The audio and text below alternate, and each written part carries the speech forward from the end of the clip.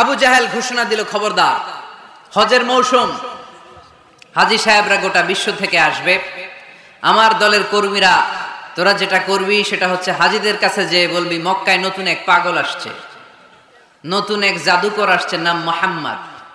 নাউজুবিল্লাহ পড়বেন না? খবরদার হাজী সাহেবেরা, এই পাগলের কাছে যেও না। সব হাজিরা গোটা বিশ্ব থেকে এসে মক্কার মিনা প্রান্তরে তাঁবুর ভিতরে ঢুকেছে। আর আবু জাহেলের টিম মেম্বাররা সব তাঁবুর ভিতরে উকি মাইরা কয়, খবরদার, নতুন পাগল আইছে। সবাই কয়, নাম কি? কয়, মুহাম্মদ। নতুন পাগল এসেছে, নাম মুহাম্মদ।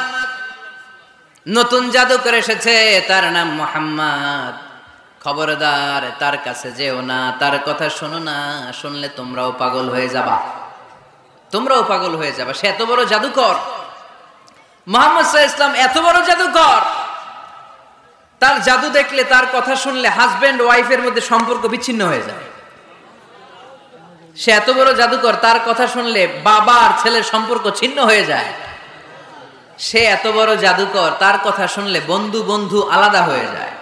খবরদার হাজী সাহেবরা, তোমরা হজ করতে এসেছো করো, জমজমের পানি খাও আর খেজুর নিয়ে যাবা বাড়িতে, কিন্তু মুহাম্মদ সাল্লাল্লাহু আলাইহি ওয়াসাল্লামের কাছে যাওয়া যাবে না। আচ্ছা, আপনারা বুঝে শুনে উত্তর দেন। এই যে লক্ষ লক্ষ হাজী মিনার তাঁবুতে বসা, আর আবু জাহেলের লোকটা যে বলল নতুন জাদুকরের নাম মুহাম্মদ, তার কাছে যেও না, এই লক্ষ লক্ষ হাজীরা এর আগে জীবনেও মুহাম্মদ সাল্লাল্লাহু আলাইহি ওয়াসাল্লামের নাম শুনছে? তার মানে মুহাম্মদ সাল্লাল্লাহু আলাইহি ওয়াসাল্লামের নাম তাদের কানে পৌঁছে দেওয়ার দায়িত্ব আবু জাহেল নিজেই নিয়ে নিয়েছে। চিল্লায় এখন ঠিক কি না? অপপ্রচার প্রচার হয়ে গিয়েছে। আর সবাই মনে মনে ভাবে, কয় কি, এত বড় জাদুকর, হজ করি আর না করি, আরে না দেখা যাওয়া যাবে না। হজ তাড়াতাড়ি কোন রকম সাইরা এই জাদুকরের কাছে আগে যাব, দেখি কেমন জাদু দেখায়, দেখি কত বড় ম্যাজিশিয়ান, দেখি তো কত বড় পাগলের। কারণ আল ইনসানু হারিসুন আলা মা মুনিআ, মানুষকে যেটা নিষেধ করা হয় বেশি, মানুষ এটা করতে চায়। যদি বলি ওদিকে যাবি না, ওর বাপের কিরা ওদিকে যাবে, ঠিক কি না? এটা আমাদের স্বভাব, আমাদের খাসলা, আমাদের বৈশিষ্ট্য। যেটা আমাদেরকে নিষেধ করা হয় বেশি, ওটা করতে মন চায়। সব হাজিরা মনে মনে ভাবলো, আমরা যাব যাব, তোরা যতই বলিস না কেন যাব যাব, হজের পরে অবশ্যই যাব। দেখা গেল হজের পরে বিশ্বনবী মুহাম্মদুর রাসূলুল্লাহ সাল্লাল্লাহু আলাইহি ওয়াসাল্লামের বাড়ির সামনে বিশাল বড় গ্যাদারিং শুরু হয়েছে। সবাই লাইন ধরে দেখা করতে গেছে। দেখা করতে যে বিশ্বনবীর চেহারা দেখে প্রথম নজরেই সব পাগল। চাঁদের চেয়ে সুন্দর তুমি নবী আমার কামলিওয়ালা, চাঁদের চেয়ে সুন্দর তুমি নবী আমার কামলিওয়ালা, দুজা তুমি প্যারা নবী সাল্লে আলা, দু জাহানের বাদশাহ তুমি প্যারা নবী সাল্লে আলা, চাঁদের চেয়ে সুন্দর তুমি নবী আমার কামলিওয়ালা। সুবহানাল্লাহ পড়েন। গোটা বিশ্বের খ্রিস্টানরা বিশ্বনবীকে নিয়ে এখন মাতোয়ারা। মাইকেল এইচ হার্ট, খ্রিস্টান, একটা বই লিখে গোটা বিশ্ব কাঁপিয়েছেন, দি 100 ranking of the most influential people and person in the world. পৃথিবী কাঁপানো 100 জন মনীষীর জীবনী নিয়ে একটা বই তিনি করেছেন। এই 100 জন মনীষীর জীবনীর মধ্যে যাকে নাম্বার 1 তিনি করেছেন, তিনি হচ্ছেন আমার নবী, আপনার নবী, পেয়ারা নবী, বিশ্বনবী মুহাম্মদুর রাসূলুল্লাহ সাল্লাল্লাহু আলাইহি ওয়াসাল্লামের। মাইকেল এইচ হার্ট কি মুসলমান? সে একজন খ্রিস্টান। তার মানে ওয়া রাফা'না লাকা যিকরাক, বিশ্বনবীর সম্মান শুধু আমাদের মুখ দিয়ে প্রচারিত হয় না, ইহুদি, খ্রিস্টান, বৌদ্ধদের মাধ্যমেও বিশ্বনবীর সম্মানকে বাড়িয়ে দিচ্ছে কে?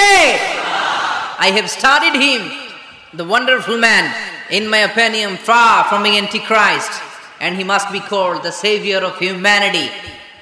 খ্রিস্টানরা বলছে, আমরা এই মুহাম্মাদের জীবনী গবেষণা করে পড়েছি, তাকে খ্রিস্টান বিরোধী বলা তো দূরের কথা, তাকে মানবতার ত্রাণকর্তা বলতে হবে। তিনি গোটা বিশ্বের জন্য সুপারম্যান হয়ে পৃথিবীতে এসেছে।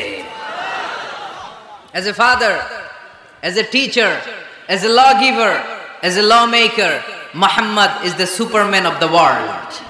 স্বামী হিসেবে, পিতা হিসেবে, নেতা হিসেবে, নবী হিসেবে মুহাম্মদ সাল্লাল্লাহু আলাইহি ওয়াসাল্লাম সাধারণ কোনো মানুষ নয়, তিনি গোটা বিশ্বের জন্য সুপারম্যান হয়ে পৃথিবীতে আগমন করেছে। ওয়া রাফা'না লাকা যিকরাক, নবী দুশ্চিন্তা করবেন না, টেনশন করবেন না, আমি আপনার সম্মানকে বাড়িয়ে দেব। এই তিনটা নেয়ামতের বর্ণনা সূরা ইনশিরাহের ভেতরে বর্ণনা করলেন কে?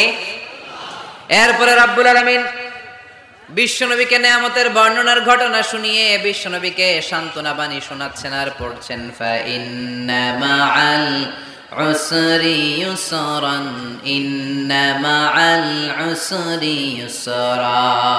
নবী গো, নিশ্চয়ই কষ্টের পরে আছে আনন্দ, দুঃখের পরেই আছে সুখ। সুবহানাল্লাহ। কষ্টের পরে আনন্দ, দুঃখের পরে। The struggle isn't permanent in our life. দুঃখ কষ্ট এটা আমাদের জীবনে পার্মানেন্ট না, এটা সাময়িক। আচ্ছা, আওয়াজ করে উত্তর দেন তো, এক বছরে কয়দিন আপনাদের ফরিদপুরে? কয়দিন? 365 দিন। গত 365 দিনে না খেয়েছিলেন কয়দিন? 20 দিন, 30 দিন। তার মানে অল্প কিছুদিন না খেয়েছিলাম, সারা বছরই খেয়েছিলাম, ঠিক কিনা? আচ্ছা, তো 365 দিনে অসুস্থ ছিলেন কয়দিন? 4-5 দিন, কিংবা 20 দিন, কিংবা 1 মাস, কিংবা 56 দিন, কিংবা 65 দিন। তার মানে বাকি 300 দিন আরামে ছিলাম কি ছিলাম না? তার মানে আমাদের জীবনে দুঃখ বেশি না আনন্দ বেশি? সুখ বেশি না কষ্ট বেশি? এজন্য আল্লাহ বললেন, খবরদার, মুমিন কখনো হেরে যায় না, মুমিনের হারাবার কিছু নাই। মুমিনের জীবনে যদি আনন্দ আসে, মুমিন শুকরিয়া করে, শুকরিয়া করলে সওয়াব আছে না নাই? আর মুমিনের জীবনে যদি দুঃখ আসে, মুমিন সবর করে, ধৈর্য ধরে, ধৈর্যেও সওয়াব আছে না নাই? তাহলে আমাদের সব দিক দিয়েই তো লাভ। আনন্দের দিনগুলাতে শুকরিয়া করব, আর দুঃখের দিনগুলাতে ধৈর্য ধরবো, দুইটার মধ্যে সওয়াব আছে না নাই? এজন্য বিশ্বনবী বললেন, আজাবান লি আমরিল মুমিন, মুমিনের বিষয়টা খুবই আশ্চর্যের। ফাইন আসাবাতহু সাররাউন শাকারা, মুমিন যদি আনন্দে থাকে সে শুকরিয়া করে, শুকরিয়া করলে লাভ আছে না নাই? ওয়াইন আসাবাতহু দাররাউন সাবারা, আর দুঃখে পড়লে সে সবর করে, ধৈর্য ধরে, ধৈর্য ধরলে সওয়াব আছে না নাই? তার মানে আমাদের হারাবার কিছু আছে। মাঝে মাঝে আল্লাহ আমাদেরকে দুঃখ কষ্ট দিয়ে পরীক্ষা করতে চান, এগুলো আমাদের জন্য খারাপ নয়। এই দুঃখ কষ্ট বিপদ আমাদের কোমরকে সোজা করে, আমাদের পায়ের মাটিকে শক্ত করে। চিল্লায় বলেন ঠিক কিনা? প্রতিকূল পরিবেশে কিভাবে বাঁচতে হয় এই দুঃখ কষ্ট আমাদেরকে শেখায়। এজন্য মুমিন বান্দার বৈশিষ্ট্য হচ্ছে দুঃখ কষ্ট বেদনা জ্বালা এগুলোতে সে আপসেট হয় না, সে হাল ছেড়ে দেয় না, সে ভরসা রাখে একজনের উপর। চিল্লায় বলতে হবে, তিনি কে?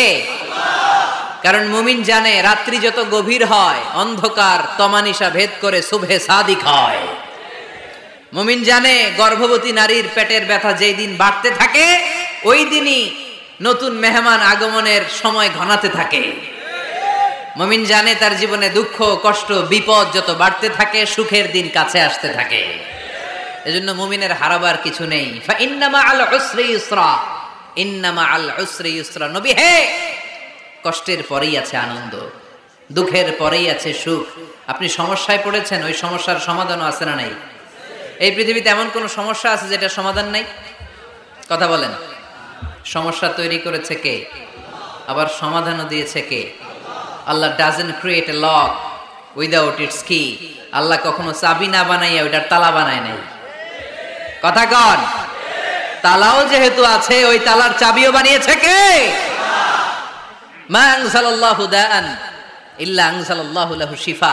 আল্লাহ দুনিয়ায় এমন কোন রোগ পাঠায় নাই যেই রোগের ঔষধ বানায় নাই, এমন কোন রোগ নাজিল করে নাই যেই রোগের কোন চিকিৎসা বানায় নাই, হয়তো সেটা আবিষ্কার হয় নাই। অনেকে ক্যান্সারের কথা বলতে পারেন যে হুজুর ক্যান্সার এমন রোগ, এই ক্যান্সার তার নাই কোনো অ্যান্সার, কিন্তু বিজ্ঞানীরা বলতেছে এটারও অ্যান্সার আবিষ্কৃত হচ্ছে। সুবহানাল্লাহ কইবেন না? কিছু কিছু ক্ষেত্রে হয়েও গিয়েছে। এজন্য দুঃখের পরেই আছে সুখ, কষ্টের পরেই আছে আনন্দ। এই দুনিয়াটাই এরকম, কষ্টের পরই আনন্দ। দেখবেন তারাবির নামাজ 20 রাকাত পড়তে কষ্ট লাগে না? কোমরে ব্যথা, হাঁটুতে ব্যথা, কিন্তু 20টা রাকাত যখন শেষ করে মসজিদ থেকে বের হই, একটা আনন্দ আছে না নাই? কষ্ট করে পরীক্ষার জন্য প্রিপারেশন নিলেন আপনি কয়েক মাস, কিন্তু ফলাফল যখন ভালো হয় তখন একটা আনন্দ আছে না নাই? সারাদিন রোজা রাখলেন রমজানে, কি কষ্ট, তৃষ্ণায় গলা ফেটে যায়, কিন্তু ইফতারির সময় যখন রুহ আফজা শরবতটা খাই কেমন লাগে? একটা আনন্দ আছে না নাই?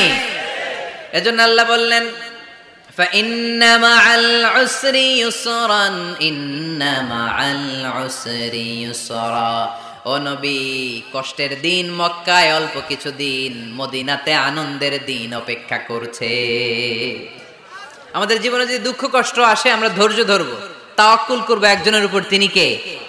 কারণ আমরা বিশ্বাস করি কষ্টের দিন এটা চিরকালের জন্য নয়, সামনে আনন্দের দিন আমাদের জন্য সেট করে রেখেছে কে? তাহলে আমরা সূরাতুল ইনশিরাহ থেকে 3টা নিয়ামতের বর্ণনা শুনলাম, বিশ্বনবীকে কি সান্ত্বনা দেয়া হলো সেটা শুনলাম। এবার 2টা গাইডলাইন শুনে তাফসীর আমরা শেষ করব। শুনতেছেন? কষ্ট হচ্ছে তো উঠা বসা করতেছেন কেন? উঠলেন কারা কারা? শেষ করে দিব? দোয়া করে দেই। কি গাইডলাইন দিলেন শুনবেন? কে কে শুনবেন না হাত তোলেন।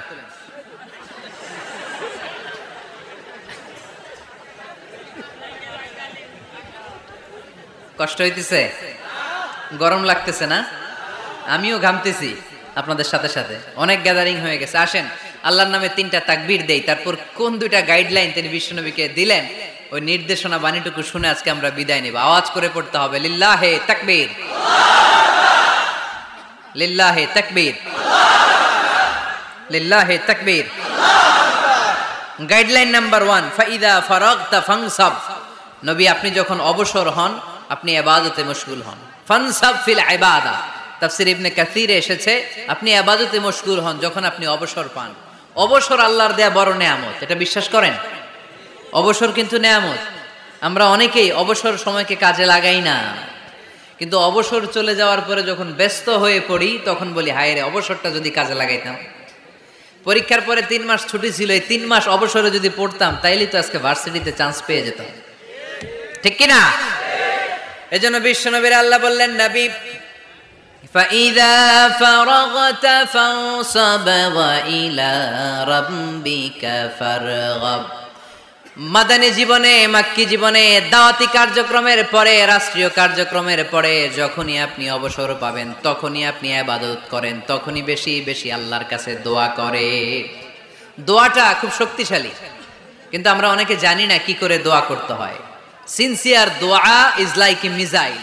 আপনারা প্রায় পত্রিকায় শুনবেন আমেরিকা অমুক দেশে মিসাইল হামলা করেছে, শুনছেন? মিসাইল হামলা এমন হামলা, কত সেন্টিমিটার বেগে যে কোন জায়গায় অ্যাটাক করবে, যেখানে মারার কথা ওখানে পড়বে। ঠিক দোয়াটা হচ্ছে মিসাইলের মতো। আপনি যদি দোয়ার মতো দোয়া করতে জানেন, ওই দোয়াটাও জায়গা মতো যে ভেদ করবে। চিল্লা এখন ঠিক কিনা? কিন্তু আমরা দোয়া করতে জানি না, কি করে দোয়া করতে হয় এটা জানি না।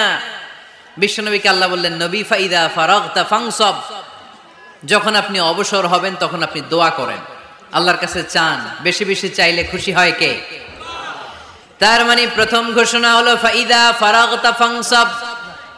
প্রথম নির্দেশনা হলো নবী যখনই আপনি অবসর পাবেন ইবাদত করবেন এবং দোয়া করবেন, বেশি বেশি আল্লাহর কাছে চাইবেন। 2 নাম্বার দিক নির্দেশনা হলো ওয়া ইলা রাব্বিকা ফারগাব, সব সময় আপনি আপনার আল্লাহর দিকে মনোনিবেশ করবেন। বিপদে পড়লে ডাকবো কারে? আমাদের অসুস্থতাকে সুস্থতায় পরিণত করে দিতে পারে কে? চাকরির জন্য পাগল পারা, চাকরি নাই, চাকরির ব্যবস্থা করে দিতে পারে কে? বিদেশে যেতে মনে চায়, পাসপোর্ট দিয়ে রেখেছি, ভিসা নাই, ভিসা লাগাই দিতে পারে কে? কিন্তু আমরা দুঃখ কষ্ট বেদনা কিছু একটা হইলেই সবার আগে আল্লাহরে শেয়ার করার আগে ফেসবুকে শেয়ার মেরে দেই, আছে না নাই? আপনাদের ফেসবুক অ্যাকাউন্ট আছে নাকি?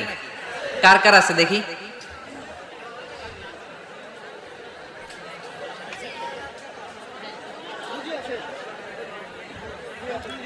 আছে আছে।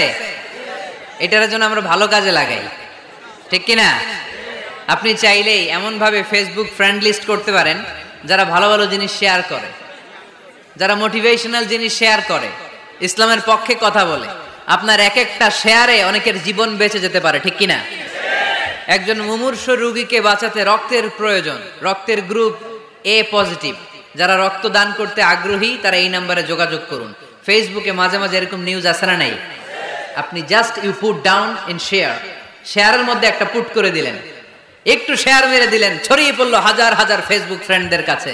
তাদের অনেকে ব্লাড দিতে আগ্রহী, সে তাড়াতাড়ি যে সেখানে ব্লাড ডোনেট করে আসলো। আপনার একটা শেয়ারের কারণে বেঁচে গেল অনেকগুলো প্রাণ। চিল্লা এখন ঠিক কিনা?